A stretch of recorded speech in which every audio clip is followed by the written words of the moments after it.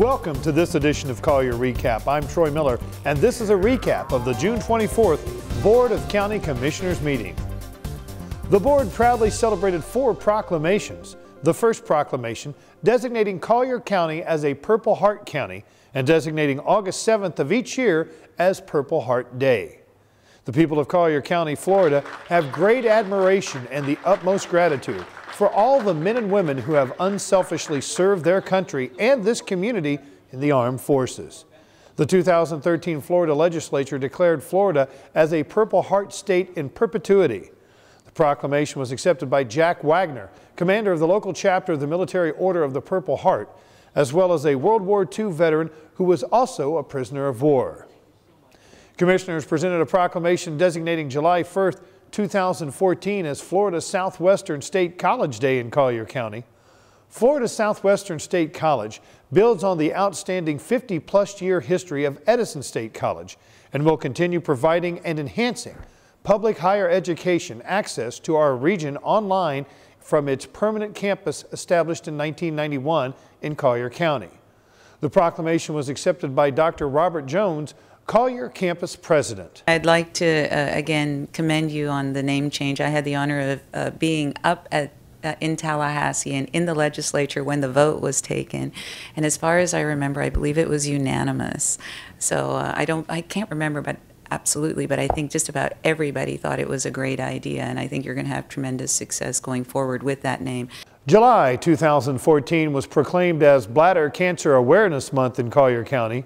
According to the Centers for Disease Control and Prevention, bladder cancer is the 6th most common cancer in the United States. This year in the United States, approximately 73,000 new cases of bladder cancer will be diagnosed and nearly 15,000 people will die from the disease. The final proclamation recognized Marco Island restaurants Bistro Soleil and Petite Soleil for earning the Waste Reduction Awards program. The RAP Award recognizes businesses, institutions, and multifamily residences for enhanced and innovative recycling programs. The Board of County Commissioners recognizes Bistro Soleil at the Old Marco Inn and Petite Soleil for contributing to the greater good of Collier County by advocating the reduce, reuse, recycle message to their staff and customers, thereby helping to prolong the usable life of the Collier County landfill. Congratulations to all of our proclamation recipients.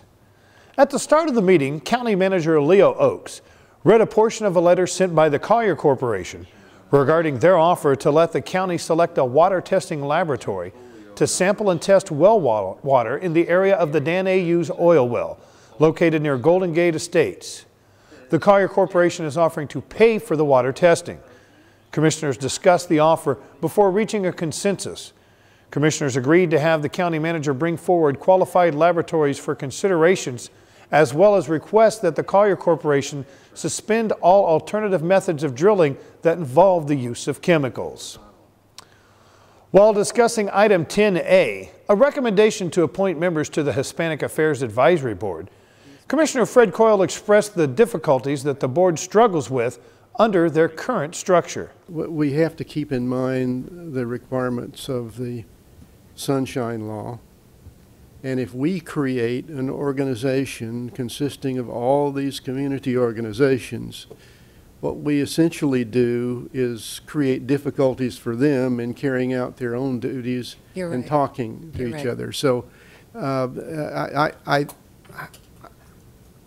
am disappointed and saddened that the Hispanic Affairs Advisory Board has not flourished, but because there are a number of problems that the Hispanic community had or has, and they involve agencies in most cases that are outside the purview of the Board of County Commissioners. Yes. So they get frustrated because they bring something to us that is an important issue concerning the sheriff's department or concerning the schools, and we're powerless to do anything about it. Exactly. So nothing gets done. They get frustrated, and we keep doing this year after year. Commissioners then voted to bring back a resolution that would sunset the board and allow for a county commissioner to become a liaison to any new Hispanic Affairs Board that is formed through another agency. And we will keep you posted when the item returns for a final vote. The board failed to pass a motion to direct staff to prepare a fiscal analysis and recommend straw ballot question concerning the return of the original intent of the tourist development tax. Although it was not approved by the BCC, the straw ballot would have been placed on the November 2014 ballot. Some commissioners expressed their desire to retain the flexibility in the distribution of the tourist development tax. Recommendation to approve a conceptual transition plan for the annexation of the Isle of Capri Fire and Rescue District by the East Naples Fire Control and Rescue District, pending approval by referendum of a majority vote of electors in the district. The Florida legislature passed and the governor signed into law a bill expanding the boundaries of the East Naples Fire Control and Rescue District to include the Isles of Capri Fire District, pending approval by the electors during a referendum. Commissioners approved the Collier Area Transit, or CAT, advertising policy, standards, and rate schedule. Collier Area Transit is funded by a combination of federal, state, and local funds, as well as fare box revenue.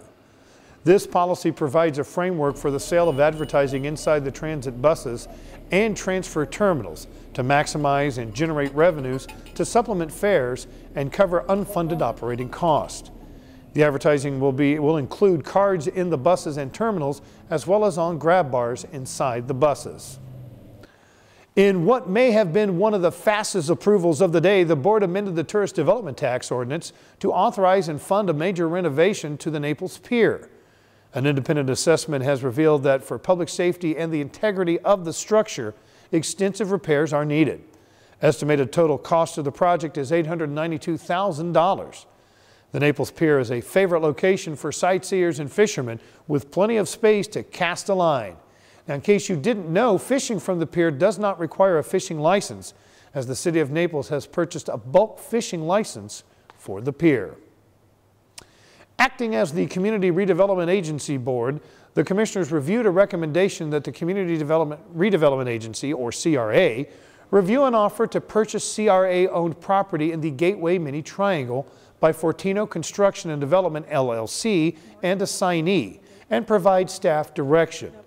The property in question comprises 6 parcels located in the center of the Gateway Mini Triangle, comprising approximately 5.27 acres.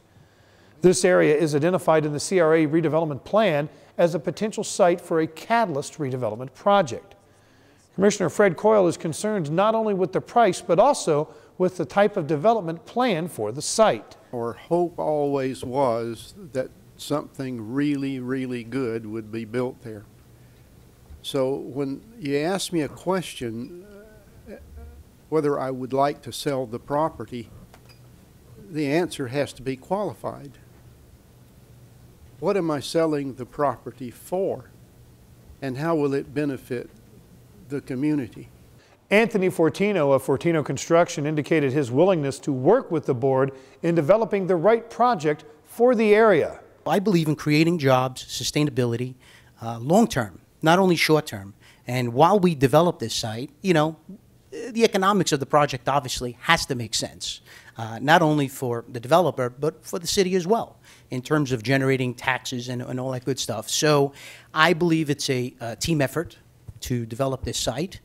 Welcome, you know, a lot of comments, good and bad, because we try and accommodate and, you know, all, you know, good and positive comments on the project.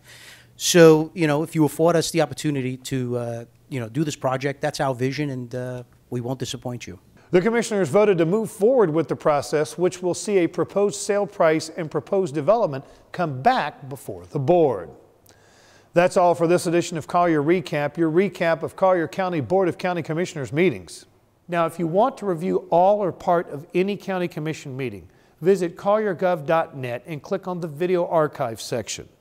Once in the archive section, select the meeting you want to review. For BCC meetings, you can use the convenient drop-down menu to select and jump to any item you are interested in. For additional information on Collier County government, visit our Facebook page at facebook.com/CollierGov. You can also check out videos about county government services at the Collier Gov YouTube channel. Thanks for watching Collier Recap. I'm Troy Miller. We'll see you next time.